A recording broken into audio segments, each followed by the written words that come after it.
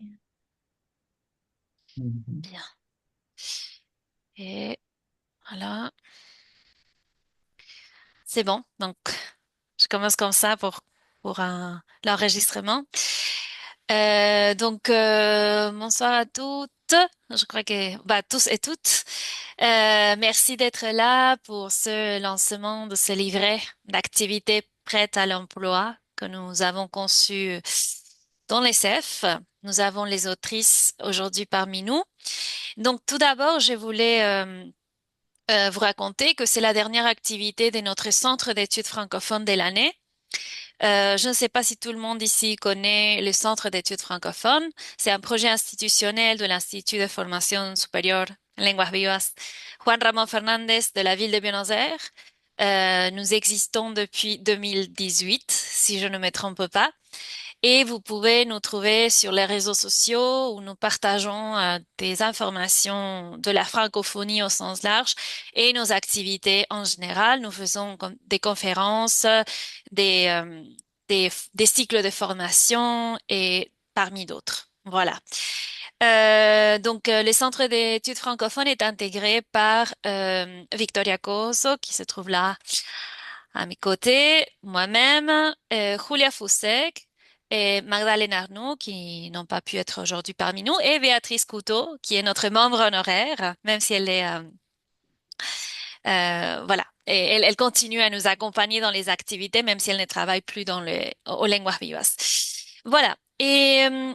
Cette activité d'aujourd'hui, c'est la présentation, comme je vous disais, d'un livret d'activités prêtes à l'emploi. C'est les résultats tangibles d'un cycle de formation que nous avons donc conçu et mis en place l'année dernière et la francophonie américaine pour le cours de FLE. Je crois qu'il y a ici parmi nous d'autres personnes qui ont participé au moins à un module de ce cycle. Et donc, c'était un cycle inscrit dans les cadres du plan de formation continue pour les professeurs de français de l'Institut français d'Argentine.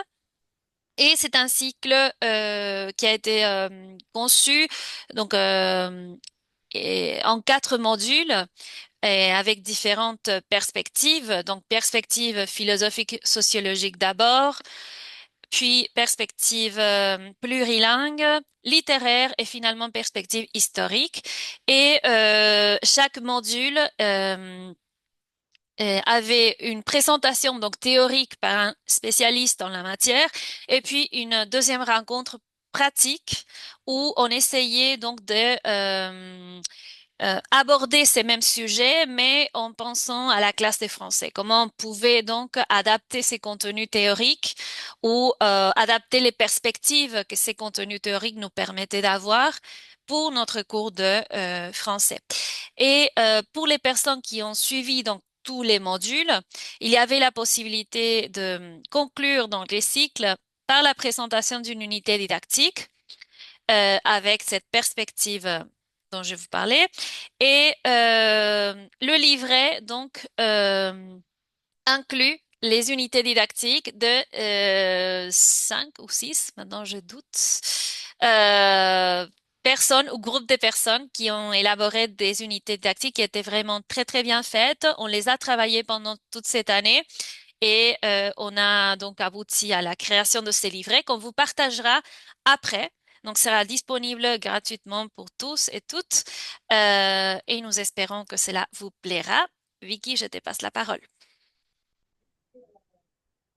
Bonsoir à toutes et à tous. Merci d'être là. Pour nous, c'est très important. On est très contente d'aboutir sur cette activité, sur la présentation de ce livret. Euh, alors, en ce qui concerne les objectifs de ce cycle de formation qui a eu lieu l'année dernière, donc l'idée, c'était de favoriser une réflexion sur nos pratiques en tant qu'enseignantes et enseignants et aussi d'interroger nos représentations, oui, de les remettre en question dans certains cas. Pour ce faire, on a décidé d'adopter une approche située. Donc, c'est pour cela que l'intitulé de ce cycle de formation, c'était la francophonie américaine, oui, pour le cours de FLE.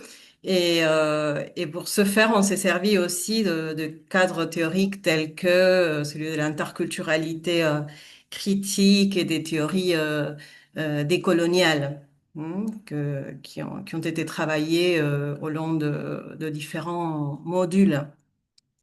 Bon, sans plus tarder, je vais donner la parole aux auteurs, oui, des activités de ce livret que vous allez recevoir, oui, à la fin de cette présentation. Vous allez recevoir le livret en format PDF par mail. Oui, vous aurez le temps, j'espère, vous prendrez le temps de le lire, de voir dans le détail toutes ces activités vraiment très intéressantes, oui, qui ont fait l'objet d'un énorme travail de la part des auteurs qui sont avec nous ce soir et que vous pourrez aussi les utiliser dans vos cours. Bien, donc je laisse la parole aux auteurs qui sont. Et alors on a Bernabé, elle n'est pas là ce soir. Nous avons parmi nous Mariana González Luthier, Verónica Sumel Senoceain, Romina Balduzzi et María Cecilia Pérez Galimberti qui ont travaillé ensemble et enfin Laura Pérez. Donc, ce sont des profs de FLE qui travaillent dans différentes régions d'Argentine. On a d'enseignantes de La Plata, de La Pampa, de Buenos Aires.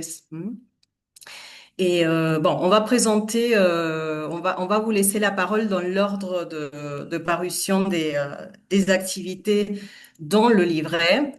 Alors, si tu veux, Mariana, commencer. Euh, Ce que je vais faire, je vais partager l'écran, oui, pour montrer ton activité.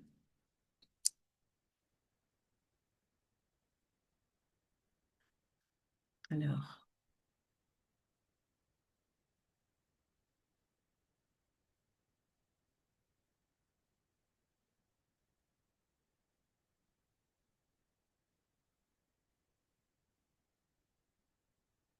je suis trop loin là, non? Je pense c'est peut-être que j'ai vu. Ouais, je crois que c'est page 14 ou un truc comme ça. Page 14.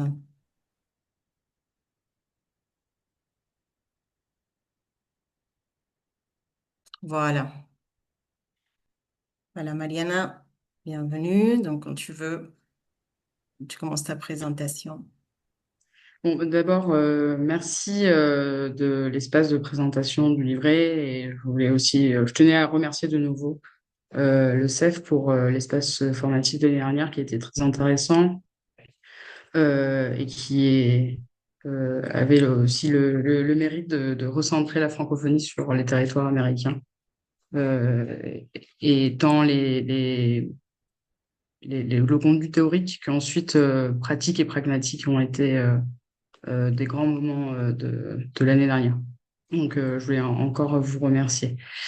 Concernant du coup mon unité didactique, j'ai choisi de travailler sur le territoire de la Martinique et de travailler la question de l'identité sous l'angle de la culture. Pour cela, est-ce que, Victoria, tu pourrais descendre un petit peu, s'il te plaît, euh, jusqu'au début de l'activité, avec des petites cartes. Pour cela, j'ai choisi de varier les supports pour l'unité en travaillant tant, comme vous pouvez le voir à l'écran, sur différents types de cartes. Donc, la première activité, il s'agit de comparer deux cartes, une qui est contemporaine de l'État français, l'autre qui est historique de lorsque la France était encore un empire colonial, pour tout de suite un peu recentrer euh, la Martinique dans le temps long et aborder directement le conflit, disons, qu'il existe entre le territoire Martinique et l'État français. Euh, Après, j'ai choisi un support audio où nous écoutons la voix de Raphaël Confiant, qui est un intellectuel, mais aussi un écrivain martiniquais, parce que il me semble important d'écouter en classe de FLE des voix qui soient différentes de celles qui, euh, encore malheureusement, trop souvent, peuplent les méthodes de français. Euh, et d'avoir un accès direct à une personne qui connaît très bien son territoire et aussi qui a théorisé sur justement l'identité, la créolité, la créolisation. Euh, alors, bien évidemment, puisque c'est un audio authentique, il est recommandé de baisser la vitesse et puis grâce à l'aide de Victoria et Salomé, j'ai pu réaliser une pédagogisation accessible pour un niveau A2, B1, disons, un peu à cette frontière-là, où les étudiants vont se concentrer sur des aspects assez précis de l'extrait audio. Et ensuite, euh, on travaille, bon, et après on va travailler sur une source historique parce que du coup ce même Raphaël Confiant, aux côtés de deux autres auteurs, a écrit un manifeste qui s'appelle L'éloge de la cruauté à la fin des années 80.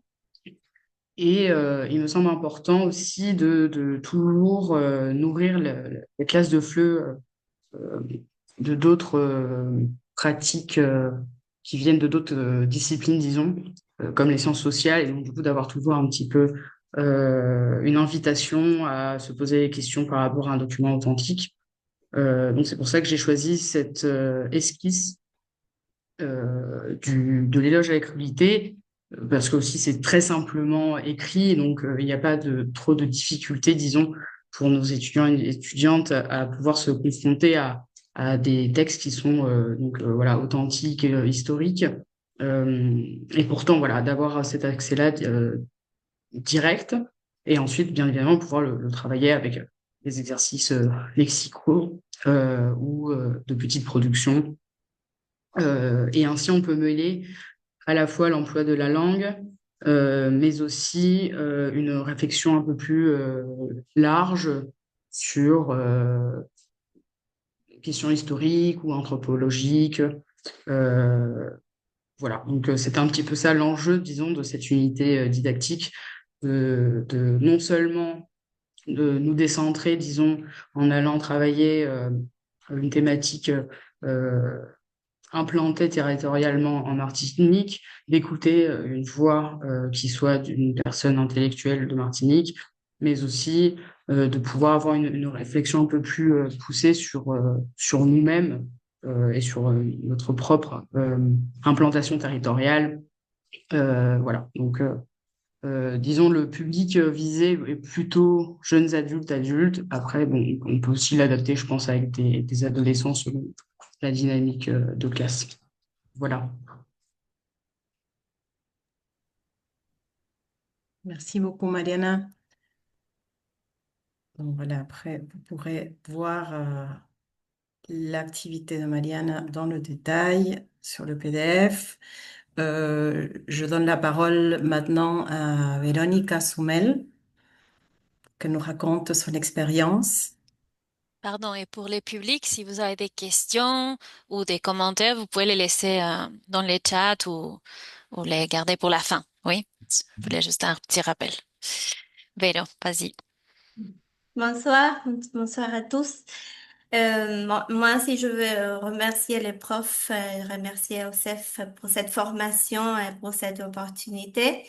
Et, euh, et bon, moi, peut-être, comme je disais tout à l'heure au prof, je ne sais pas si je veux vous raconter tout le petit détail de mon unité, mais surtout ce qui m'a inspiré pour la faire. Les sujets, le thème, la naissance, l'identité, l'exil, ce sont des... Je ne suis pas très originale parce que c'est vrai que ce sont des thèmes assez explorés dans la littérature francophone. Mais pour moi, le livre que j'ai choisi, qui s'appelle Rue de Kim Thuy, pour moi, c'était la première fois que je lis une écrivaine d'origine vietnamienne. Et ça m'a vraiment touchée parce que du côté personnel, je trouve que le livre a comme une puissance très poétique. Il est très beau. Et puis en tant qu'enseignante, ce que j'ai trouvé, c'est l'autrice a comme une sorte de capacité à condenser dans un, deux, trois paragraphes qui sont, ça construit un seul chapitre, toute une multiplicité de sentiments, d'idées, de concepts. En plus, elle est très percutante, elle est claire. Et alors, je me suis dit, bon, ça c'est génial comme document pour pouvoir l'exploiter en classe. Et je pensais à mes étudiants B1, des adultes et des adolescents. Et alors, j'ai seulement exploité trois chapitres. Chaque chapitre a, c'est seulement une seule partie. Donc, ça, c'est très facile à lire, très vite. Et moi aussi, je me suis servi de Google Images. Et puis, il y a, pour ce livre, il y a l'adaptation du film. Mais moi, bon, je vais vous raconter un petit peu de quoi s'agit le livre. C'est un roman autobiographique qui me retrace un peu sa vie depuis sa toute petite enfance au Vietnam. Ça, c'était le dernier 5 années avant la fin de la guerre. Elle est née en 1970. Mais en 1975, sa famille, qui était une famille bourgeoise, même ses ancêtres, euh, avaient été il était parti je ne sais pas comment on dit, mais de la colonie, c'est-à-dire il était des fonctionnaires publics, il parlait français, mais elle ne parlait pas français parce que elle est née dans une période postérieure. Et bon, elle raconte tout ce qu'ils ont vécu à cette époque-là. Et puis, elle a traversé un bateau jusqu'au camp de réfugiés en Indonésie. Et puis, à la fin, comment est-ce qu'ils ont arrivé au Québec et au Canada? Et, tous ces parcours a été, euh, comment dire, d'une manière très résumée, parce que, comme je viens de vous dire, les chapitres sont très, très courts. Même pour le premier chapitre que moi j'ai travaillé, que c'est celui de la naissance, et je crois que ce sont deux ou trois paragraphes. Et Victoria, si tu veux, tu peux le montrer parce que c'est très court pour que vous puissiez comprendre mon idée. Et là, par exemple, moi, j'ai séparé mon activité en trois parties. Et la première partie, c'est la naissance. C'est quand elle raconte, elle est née au milieu de deux événements très opposés, que c'est l'offensive du Tet, que ça, c'est une campagne militaire. Et puis, le Nouvel An au Vietnam, que c'est la célébration. Et à partir de ce moment-là, elle commence à parler de cette dualité, non? Et même dans les titres, parce que les titres, que c'est rue, ça signifie en français, c'est une berceuse ou l'action de bercer quelqu'un. Mais en vietnamien, ça... ah pardon, je me suis trompée. C'est à l'envers. En français, ça signifie...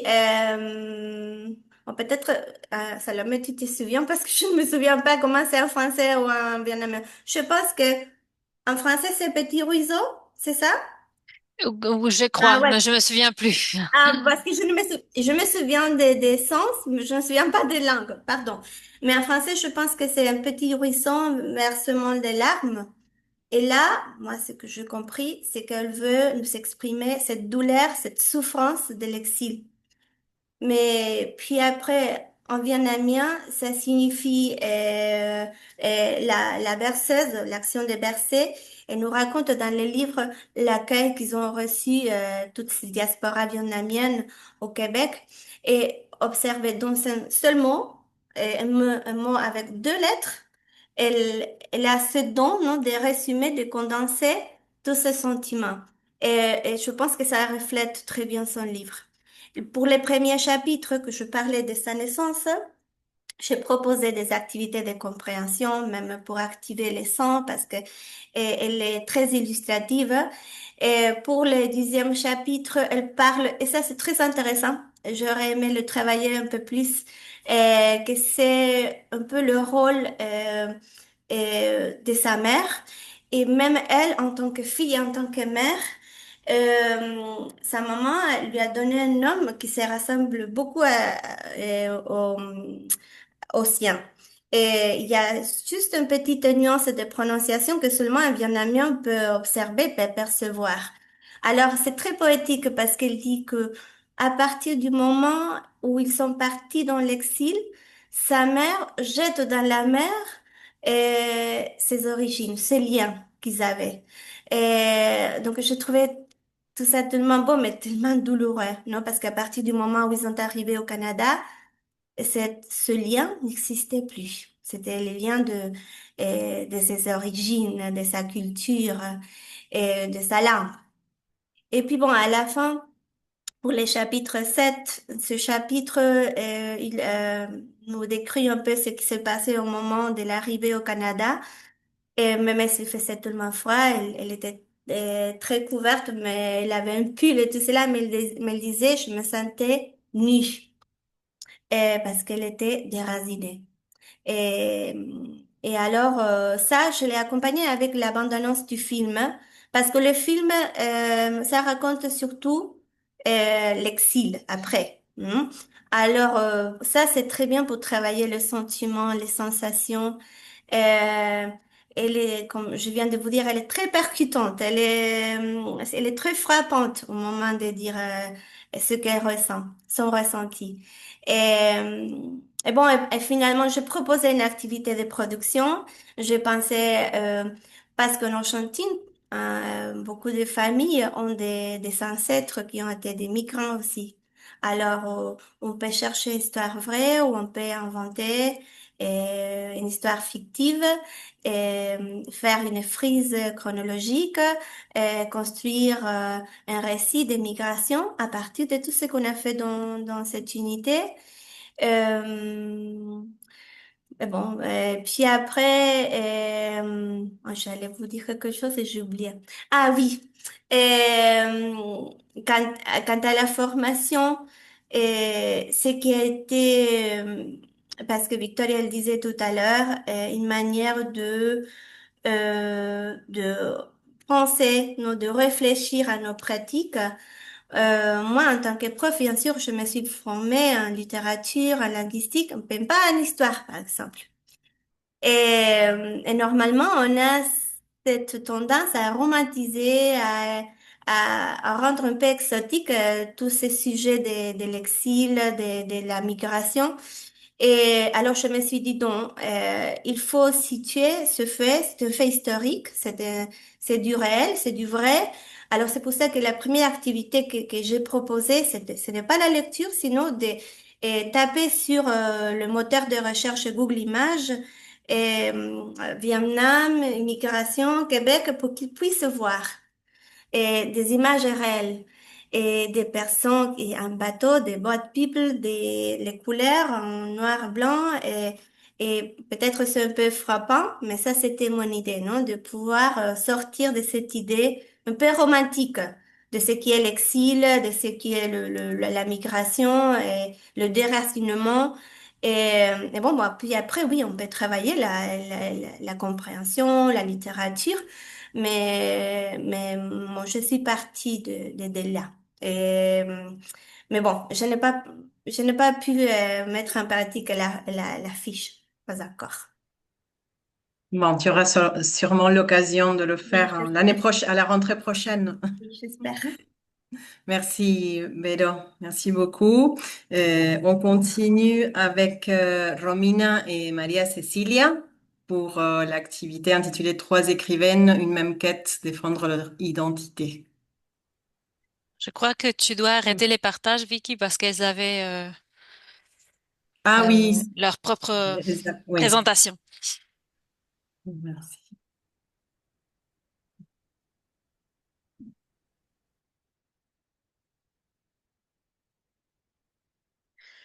Voilà, bon, bonjour à tous et à toutes. Merci de nouveau pour le cycle de formation qui a été vraiment intéressant, la bibliographie très actuelle, le fait d'avoir pu partager avec les collègues, bon, ça a été vraiment inoubliable, disons. Donc, merci beaucoup. Moi, je m'appelle Romina Balduzzi avec mon amie et ma collègue Cécile qui est là, Cecilia Pérez Galimberti. On a créé cette unité didactique qui s'appelle Trois écrivaines, une même quête, défendre leur identité. Euh, et c'est une unité didactique pour un public adulte, un niveau avancé, niveau B2. C'est une unité de 80 minutes. Et on a commencé à travailler, on a choisi trois auteurs, trois écrivaines américaines, Maryse Condé, qui vient de la Guadeloupe, et on a choisi un roman qui s'appelle Le cœur à rire et à pleurer. Et on a travaillé avec cette couverture que l'on voit là. Euh, c'est notre première activité. La première activité de l'unité, c'est de travailler avec les couvertures. Après, on a choisi Laura Alcoba et son roman Le bleu des abeilles. Et Laura Alcoba qui est argentine et qui est née ici à La Plata. Alors ça, c'est très touchant pour nous de lire un roman où l'on voit des lieux que l'on connaît. Et ça fait partie de notre histoire aussi. Donc, pour nous, et on pense que pour les élèves aussi, c'est très significatif de travailler avec Laura Alcoba. Et finalement, Natacha Canapé-Fontaine, que c'est une écrivaine du Québec, de la région du Québec, mais elle est née dans une communauté autochtone, la communauté Innu. On a travaillé avec son roman Nahuetaquan, Un silence pour un bruit. Alors, comme Salomé a dit, bon, le cycle qui était divisé en quatre modules, nous, on a pris l'axe, la perspective littéraire, là. Cécile, tu veux... Bien. Oui, oui, c'est bien. Nous travaillons aussi sur l'identité. Il semble que c'est un sujet qui nous attire beaucoup, hein. Nous voulons, avec cette unité, explorer le lien entre langue, identité et émotion. Et nous croyons que c'est justement l'axe littéraire, celui qui nous permettrait le mieux d'accomplir nos objectifs. En fait, à travers la littérature, on peut comprendre en profondeur l'être humain et explorer ses racines, ses émotions, questionner ses valeurs et ses croyances et élargir sa propre vision du monde. Les trois écrivains choisis, bien que venant de pays différents, ils partagent la même préoccupation, défendre leur identité dans un contexte marqué par la colonisation, la migration et les tensions linguistiques. Les Français deviennent pour elles un espace d'expression, mais aussi un lieu de conflit intérieur. Notre unité didactique vise donc à faire réfléchir les élèves sur la relation complexe entre langue, histoire personnelle et émotion. Nous avions déjà travaillé dans nos cours avec les romans choisis de Maryse Condé, Les cœurs à rire et à pleurer. Et lorsque nous avons abordé les modules littéraires dans les cycles, immédiatement, nous avons vu comment cet auteur pouvait s'intégrer de manière pertinente au concept travaillé. Et justement, notamment la représentation de l'identité, les dynamiques post-coloniales, les voix féminines francophones et les rapports entre mémoire et récit. Oui. Ensuite, on a choisi Natacha Canapé-Fontaine parce que ici à La Plata, nous avons une petite troupe de théâtre et pour diffuser toujours la langue française. Et en 2017, non, pardon, c'était après la pandémie, on a travaillé Mouliat, que c'est une pièce de théâtre de Natacha Canapé-Fontaine. Elle écrit la pièce avec d'autres auteurs. Mouliat, ça veut dire Montréal en langue inou. Et là, c'est à ce moment-là que l'on a connu Canapé-Fontaine et elle explore toujours la question de l'identité autochtone, la question de la mémoire, la relation avec la terre, les conséquences du colonialisme. Alors, on a vu qu'il y a beaucoup de points communs entre les trois auteurs. Les trois ont vécu un conflit identitaire profond lié à la langue, à la terre, à leur histoire personnelle. Alors bon, c'est un peu pour ça que l'on a choisi ces trois écrivaines. Bien, dans le cas de Laura Alcova, la situation est très différente. Marie Condé ne parlait pas le créole parce que, elle est éduquée dans la langue française et dans une famille de fonctionnaires. Et sa mère était institutrice. Et le créole était la langue populaire. C'est-à-dire que elle n'avait pas un rapport quand elle était petite avec les créoles dans sa famille. Dans le cas de Canapé Fontaine, elle a perdu progressivement l'Inou parce que, oui, elle est grandie avec l'Inou jusqu'à l'âge de 7 ans, mais après, euh, toute sa vie s'est développée avec la langue et culture française. Alors, ça a été la langue où elle s'exprimait. Mais c'est une langue imposée par la colonisation, pas choisie. Tandis que pour Laura Alcova, le français est une langue vers laquelle elle cherchait à aller parce qu'elle voulait se détacher de sa langue et sa culture d'origine, l'espagnol. Pourquoi? Parce que elle, étant très petite, a souffert la violence politique et le terrorisme d'État. Elle a dû se cacher avec sa mère. Après, sa mère est partie comme réfugiée en France. Alors, elle a dû apprendre la langue française pour rejoindre sa mère et vivre en France. Alors, en certaine manière,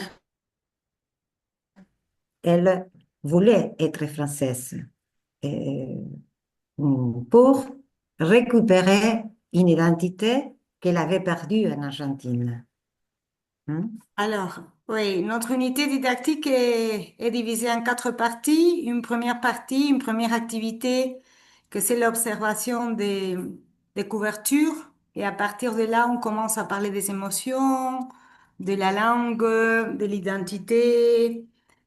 Oui, ensuite, une activité de compréhension de l'écrit. Oui, c'est si. Bien, et après, oui, une partie de compréhension de l'écrit dans laquelle on présente les extraits littéraires choisis, une mise en commun, approfondir la compréhension, introduire des concepts liés toujours aux émotions. Après, on présente l'interview de Canapé Fontaine et nous avons choisi un document visuel pour donner une autre dimension.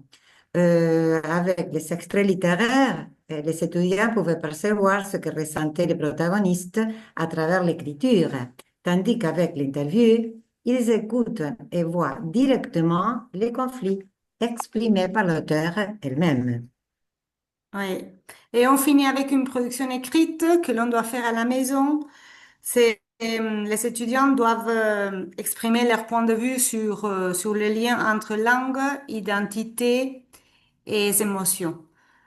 Donc, avec Oui. ça, ces trois écrivaines américaines, on pense que on peut s'éloigner un peu de la vision exclusivement eurocentrée de la francophonie pour arriver à une compréhension plus plurielle, plus inclusive, plus large. N'est-ce Oui, pas, Cécile? on espère que les élèves pourront découvrir des voix francophones d'Amérique et réfléchir en développant leur sensibilité linguistique, culturelle et émotionnelle et analyser de manière critique les liens entre langue, identité et mémoire. Bon, merci, merci beaucoup. Merci à vous, Romina et Cécilia, pour cette présentation de votre unité didactique. Et on va écouter maintenant Laura oui, qui va nous présenter sa séquence didactique. Laura, tu veux que je repartage le Oui, PDF ou oui? si tu veux, oui, s'il te Oui. plaît. Bonsoir. Je remercie aussi les organisatrices de cette formation, de ce cycle, qui a été vraiment très enrichissante pour nous toutes, comme vous voulez d'écouter, comme vous venez d'écouter. Euh, euh, pour deux raisons, pour les deux parties, je crois, parce qu'on a signalé déjà, je crois que Véronique a dit, a parlé sur l'importance de réfléchir sur nos propres pratiques pédagogiques, didactiques, par rapport à ces sujets qui sont vraiment difficile parfois à aborder parce qu'il faut beaucoup réfléchir et prendre en compte beaucoup de perspectives différentes qui ont été très bien travaillées dans les quatre cours, les quatre presque conférences qui ont été dictées par des spécialistes vraiment solides, vraiment formés dans chaque perspective et sujet. Et je crois que c'est aussi très... on doit valoriser aussi que ces quatre cours sont disponibles encore sur le site du CEF. Je crois je ne sais pas si vous l'avez déjà dit, mais c'est très intéressant qu'on peut réécouter ces classes et puis après, les quatre ateliers qui ont suivi les cours plus théoriques, on avait vraiment la possibilité d'aborder à partir des matériaux très variés qui ont été confectionnés par Salomé et Victoria et partagés très généreusement avec nous. Et on Et pouvait Julia, vraiment pardon. et Et Julia, Julia pardon, aussi, oui. et Bea aussi, oui.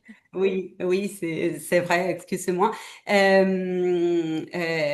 C'était des matériaux qui nous ont fait, je crois, penser beaucoup à tous les profs qui étaient présents et le travail très dynamique a aidé à pouvoir mettre en parole, parler, dire qui est une très bonne manière de réfléchir, de pouvoir penser à ce sujet. Alors, pour passer à mon unité, il y a bien sûr beaucoup de rapports avec les thèmes et les idées que mes collègues ont déjà présentées. Je choisis aussi la littérature, mais je crois que toutes les perspectives philosophiques, les études décoloniales, postcoloniales, historiques sont présents quand on traite ce type de thèmes, de thématiques. Et la littérature en relation avec le plurilinguisme et la question de langue. Alors, il y a bien sûr la question de l'identité parce que la langue est un peu inséparable, on peut dire, de l'identité. Mais les centres de l'unité était cette réflexion sur les relations entre les Français et les créoles aux Antilles parce que je choisis de travailler avec des extraits littéraires de deux auteurs, Patrick Chamoiseau, qui est un auteur de la Martinique, et Gisèle Pinot, qui est une autrice de la Guadeloupe. Et je choisis de mettre en relation des extraits de deux romans. Bon, on peut dire un roman, Fleur de Barbarie de Gisèle Pinot, et le deuxième tome du livre Une enfance créole, le deuxième volume qui s'appelle Chemin d'enfance de Patrick Chamoiseau, qui est en réalité une autobiographie en en trois volumes. Et, et je trouvais très intéressant le rapport entre les deux parce qu'il s'agit des perspectives d'enfants.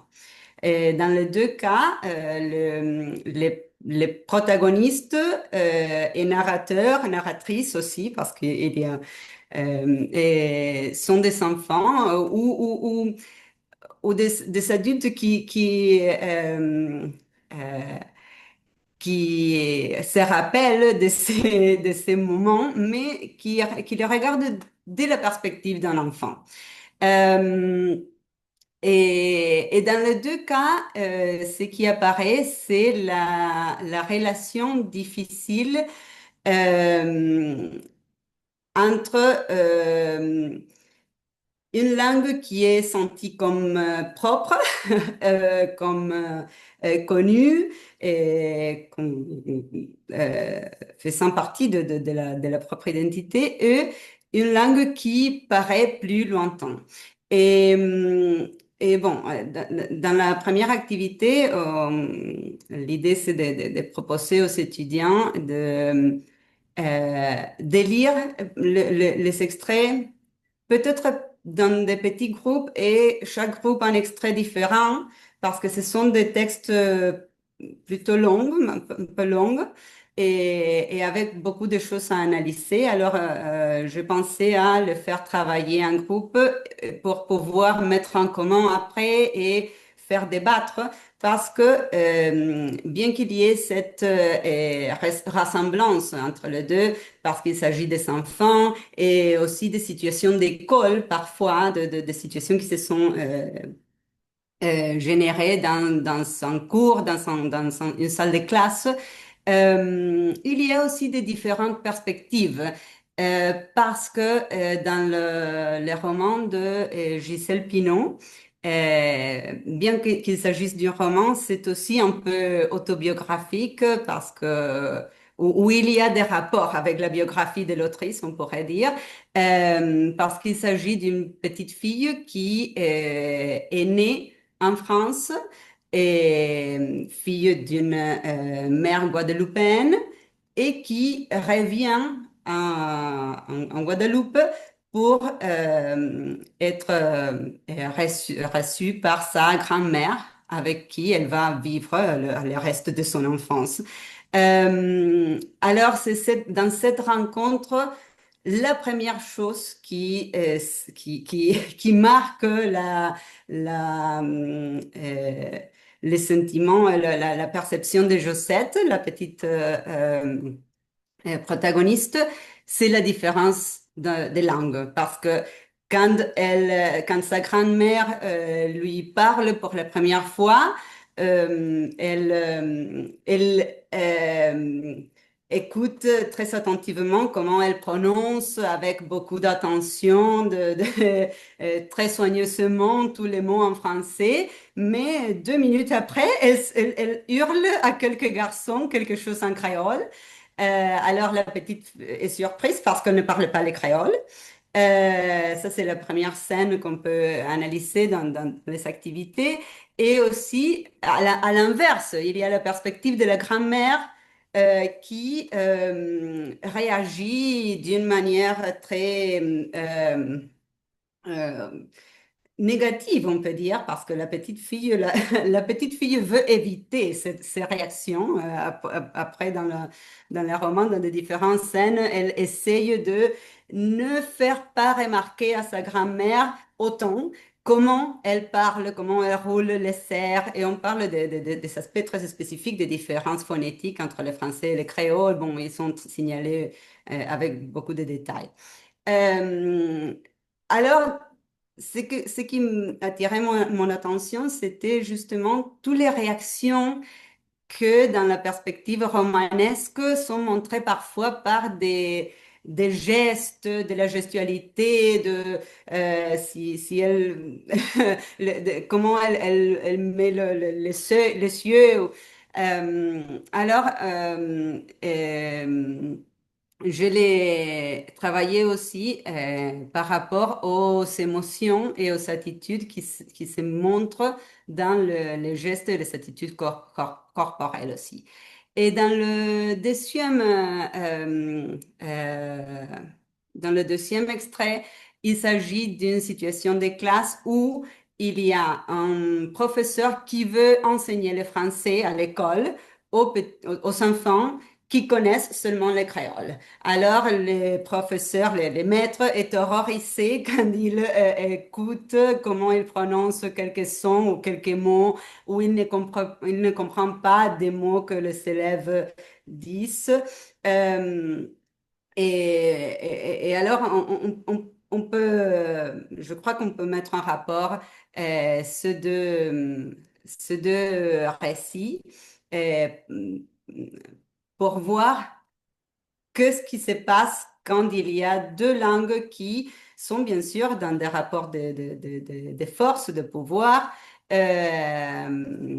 parce que le créole, par exemple, est supposé être interdit dans la classe de français en Martinique. Mais les enfants ne parlaient pas autre chose, alors c'est impossible qu'ils ne l'utilisent pas.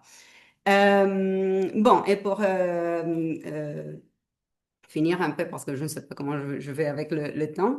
La deuxième partie du travail est utiliser des extraits audio des entretiens des deux auteurs qui racontent un peu de, euh, et des situations qu'ils ont vécues en relation avec ce type de situations avec les créoles, quelle langue il pouvait parler dans sa famille, quelle langue il pouvait parler à l'école, comment il se sentait. Alors, on peut mettre en relation les extraits sur la vie personnelle des auteurs et ce qu'ils écrivent dans leurs romans ou leurs textes.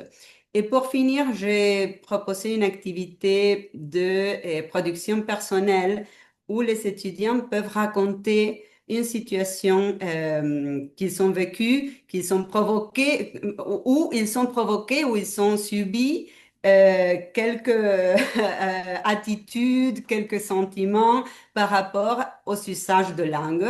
Parce que je crois que pour travailler le plurilinguisme, pour pouvoir,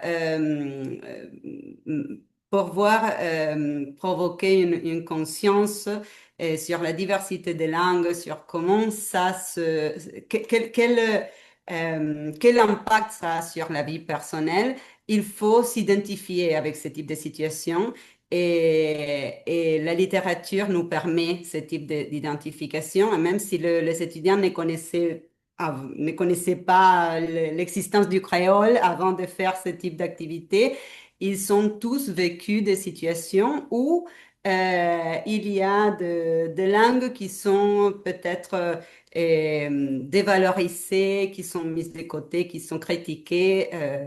J'ai eu l'occasion de travailler avec l'extrait de sélection de ces extraits cette année et les étudiants étaient très intéressés parce que ils ont vécu, ils disent, bon, je viens d'une autre région d'Argentine, je parle de cette manière et à l'école on m'a dit ça et ça. Et alors, ça permet aussi de s'approprier des sujets qui sont traités de manière littéraire dans ces extraits. Bon, excusez-moi si c'était trop long. Merci Merci. Laura, merci beaucoup. Merci à vous toutes. Je vais donc ancrer maintenant toutes les auteurs.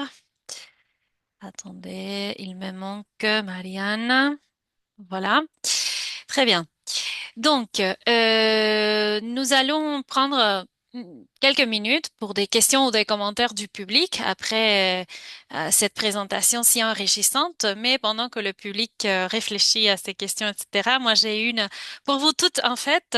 Nous avons vu que bon, la littérature était vraiment présente dans la plupart des unités, mais comme je me souviens plus qui l'a dit, mais je crois que Romina et Cecilia ont dit les autres perspectives nourrissent également la réflexion qu'on peut faire sur le fait littéraire. Et donc, on voit une variété des thématiques, des sujets, des perspectives aussi dans vos propositions. Et la question que j'avais pour vous toutes, si vous pouvez la répondre en 1, 2 minutes, et c'est en quoi en particulier le cycle vous a-t-il inspiré? C'est-à-dire, est-ce qu'il y a eu une ressource particulière, par exemple, une réflexion, un concept qui vous a vraiment intéressé et qui vous a inspiré pour pour concevoir votre unité didactique. Vous vous lancez quand vous voudrez, si vous avez quelque chose à dire. Oui, vas-y, Mariana. Moi, je vais prendre un peu le contre-pied, je pense. Alors, même si toutes les ressources littéraires elles sont super intéressantes, moi, ce que j'ai beaucoup aimé, c'était toutes les ressources aussi digitales, les pages Instagram, les publicités en créole, qui ont été utilisées d'ailleurs dans d'autres unités. Cet accès aussi actuel et réutilisable très simplement en classe de FLE, d'une part, et d'autre part, euh, mais bon, j'ai une première formation en histoire, donc c'est aussi ma sensibilité, je pense. Euh, le module philosophique, le premier, et le module sur l'histoire d'Haïti, théorique, je veux dire. Ça aussi, en fait, c'est assez rare, déjà, d'avoir la chance de pouvoir avoir 4 modules dans l'année sur des thématiques qui normalement nous prennent beaucoup de temps si on veut vraiment faire des recherches sérieuses. Et donc du coup là c'était bien parce que c'était venir se connecter, écouter, prendre des notes. Et après comme je sais plus qui l'a dit aussi, la biographie a été aussi très bien conçue sur chaque séance théorique. Donc en fait après nous ça nous laisse, enfin c'est ça qui est stimulant, c'est qu'après on est libre de pouvoir euh, sélectionner la ressource qui nous a le plus plu enfin moi, ça a été un peu une sorte de mélanger euh, selon mes propres envies d'aller voilà de construire avec les différentes ressources que vous aviez proposées. Et du coup ça je trouve que c'est le plus intéressant finalement. Voilà.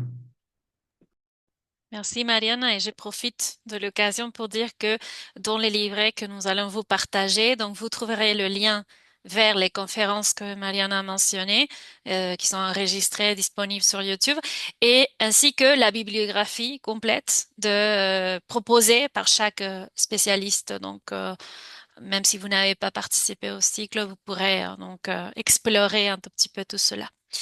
Est-ce que quelqu'un d'autre voudrait ajouter Oui, Cécilia, vas-y. Moi, oui, je pense comme Marianne que pour moi a été très très intéressant les cycles philosophiques, les cycles de l'histoire, parce qu'en général on travaille sur la littérature, sur la langue, mais pas sur la histoire en rapport avec la langue, non? Et pour moi c'est très intéressant parce que on peut situer les personnages dans l'histoire on comprendre mieux et avec la philosophie aussi. Hein. D'où est-ce que part la langue, comment la langue vient, va, comment ça marque, ça provoque l'identité. Et si on connaît bien l'histoire et la philosophie, on finalement comprend pourquoi ces conflits linguistiques. Et en plus, je vois que presque tout le monde a travaillé sur l'identité. Pourquoi? Parce que c'est un sujet qui nous interpelle. Parce que nous aussi, nous appartenons à un pays de migration.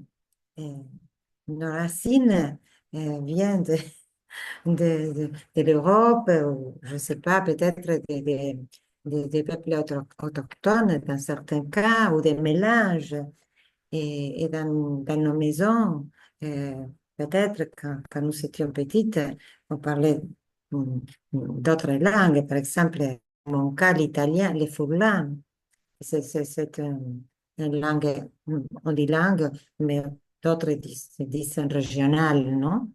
Et bon, habituellement, tandis que moi, bon, j'écoutais, mais pour moi, c'était l'espagnol et j'ai méprisé un peu. méprisé un peu l'italien quand j'étais petit. Après, je l'ai redécouvert. Non, mais quand j'étais petit, parce que ce n'est pas la langue que se parle à l'école ou dans la société. Alors, c'est la langue, c'est une langue familiale. Non? Il faut la laisser de côté, pour s'intégrer bien. Non? Alors, toujours quand on va lire ou écouter euh, ou des écrivains ou dans le cas des philosophes, que parle de la situation de la langue et culture et comment interagir. Et ça nous frappe parce que nous devons faire des processus pour reconnaître cette langue comme une partie de notre identité. Euh, je l'ai reconnue plus tard. Très bien. C'est Oui, pas c'est personnel. très intéressant. Oui, effectivement, la question identitaire se trouve un peu partout dans le monde en ce moment. C'est un des sujets qu'on traite beaucoup, mais c'est vrai que dans tout le territoire américain, puisqu'on a eu justement la colonisation, l'esclavage, etc., il y a plusieurs couches, non? Et Oui, maintenant, on commence à vraiment à commencer à se demander à propos de l'identité. Oui, Laura, vas-y. Oui, bon, je suis d'accord avec ce que les filles viennent de dire. Euh, la perspective philosophique, je crois qu'elle est fondamentale pour aborder tout ce type de thématiques d'une manière plus sérieuse, comme disait Mariana, mais aussi pour comprendre tous les enjeux, les difficultés, les conflits qui sont traversés ou qui traversent les langues, la littérature. Et ça a été vraiment très important pour moi, personnellement, dans le cycle, de pouvoir avoir une, explication bref, parce une heure et demie, c'est pas beaucoup, mais une présentation claire et très, très bien documentée des perspectives théoriques, philosophiques qui peuvent nourrir ce type de réflexion. Et aussi, et je suis aussi d'accord avec Cécilia par rapport à l'importance de mettre en relation tous ces éléments, ces aspects de la francophonie qu'on peut étudier dans la francophonie avec nos propres histoires du pays, des communautés régionales, etc. Et, et surtout aussi de pouvoir comprendre que la francophonie est présente en Amérique. Parce que, alors, ce n'est pas si lointain, on peut s'identifier, parce que comme tu disais, Salomé, la colonisation, ça nous touche aussi, bien sûr, et toutes les conséquences.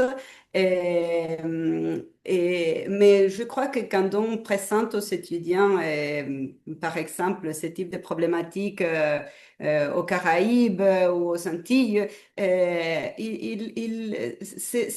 c'est vraiment nouveau pour eux. Et nous sommes très habitués à penser les Amériques, presque, ou l'Amérique du Sud au moins, comme un continent presque monolingue, parce que les Portugais, on oublie parfois aussi que ça existe, même s'il recouvre presque la moitié du continent. Alors, c'est important de pouvoir euh, faire connaître, réfléchir nos étudiants sur cette réalité qui est une réalité régionale aussi, qui est très proche de nous. Alors, Oui. ça me paraît très intéressant et aussi tout le travail que vous avez fait pendant chaque atelier sur cette idée de démonter les stéréotypes, les manières traditionnelles d'aborder parfois l'enseignement de la francophonie, comme elle est présenté dans les manuels d'une manière exotique, d'une manière, bon, on va voir des palmiers, de, je crois qu'il est très important de pouvoir commencer à réfléchir sur les problématiques qu'il faut voir là. Très bien. Alors, merci. Merci. Merci, Je, Laura. Oui, Vélo, désolée, je ne peux pas lever la main. vas-y. Non, je vais être bref. Pour moi, ce qui a été, c'était un peu sortir de ma zone de confort. Comme je l'ai déjà dit, on se forme toujours en littérature, en linguistique, en grammaire, en langue. Et c'est une manière de bouger un peu, d'apprendre des nouvelles perspectives, mais surtout de se poser des questions. Donc, qu'est-ce que nous enseignons? Et moi, j'ai toujours étudié des auteurs classiques, la France, la métropole, et on se rend compte qu'il y a encore beaucoup à apprendre, beaucoup, beaucoup. Et je suis très curieuse, donc j'espère que vous allez répéter une autre formation de cette qualité parce que ça a été très enrichissant. Mais alors, c'est ça, surtout, c'est sortir de ma zone de confort, de faire toujours la même chose, de regarder l'enseignement toujours de la même manière. Donc, ça, c'est apprendre d'autres choses. Et comme a dit Mariana, je me suis beaucoup intéressée à l'histoire d'Haïti. Moi, je ne connaissais rien et c'était super aussi. Bon, c'est seulement ça. Merci, Vélo. Et moi, je voulais rebondir sur quelque chose que tu viens de mentionner. Ce livret a donc 5 unités proposées, mais se veut aussi une inspiration pour vous, nos collègues, de essayer de trouver d'autres manières, d'autres ressources, d'autres manières d'aborder la francophonie en classe des FLE qui ne soient pas justement exorbitantes, etc. Et avec une perspective plus ouverte. Et donc voilà, c'est aussi ça, c'est aussi une source d'inspiration pour créer d'autres activités, d'autres unités dans vos cours. Et voilà, donc je ne sais pas s'il y a des questions ou des commentaires de la part du public. Je vais vous laisser dans les chats le lien vers les Linktree du Linguas et du CEF, pardon, du Centre d'études francophones. Là, vous trouverez nos réseaux sociaux, d'autres ressources, et c'est là qu'on va justement publier aussi le lien vers le livret. Il n'est pas encore disponible, mais on le fera aujourd'hui ou demain. Donc voilà. Est-ce qu'il y a peut-être d'autres questions, des commentaires de la part du public? Oui, Véa, vas-y. Vas- Alors, je cliquais n'importe où pour mettre le micro, pardon. Non, ce que je voulais dire seulement, ben ça, je pense que ça reprend un petit peu les quelques idées qui ont déjà été énoncées, mais je pense que tous les travaux qui ont été proposés, qui ont un lien évident, un fil conducteur sans que ce soit, sans qu'il y ait eu concertation, je suppose, c'est à quel point le texte littéraire présente des attraits dans une classe de FLE, mais en même temps, à quel point il est aussi un espace de confluence de toutes les perspectives qui ont été présentées pendant l'année. Et je pense que c'était peut-être bon, l'un des intérêts de l'ensemble des formations, de montrer justement comment les choses s'ajoutent les unes aux autres. Et un texte littéraire qui peut être très attractif et est le fruit de la confluence des autres perspectives, que ce soit explicite ou non, bien sûr. Et bon, bien sûr que la question de l'identité, dès qu'on touche, dès qu'on apprend une langue, et on est traversé par cette question-là. C'est inévitable et bon, c'est une excellente occasion non, de lutter contre préjugés et autres. Voilà, c'est tout.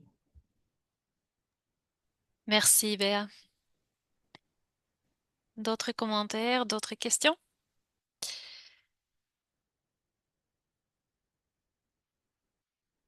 D'accord.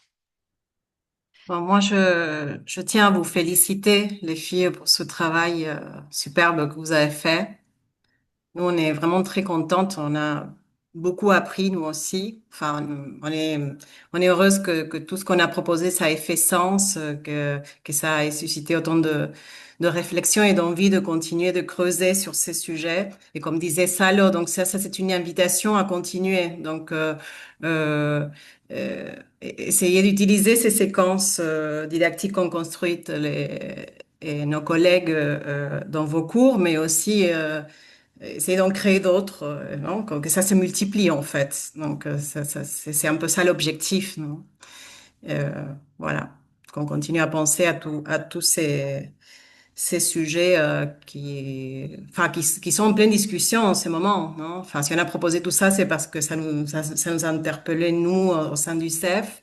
Donc on est très contente que ça ait eu autant de retentissement et d'intérêt. Voilà. Donc merci à toutes. Et merci d'avoir accepté cette invitation à la veille de la fin de l'année. On est, donc c'est super que ça ait pu avoir lieu avant de finir cette année.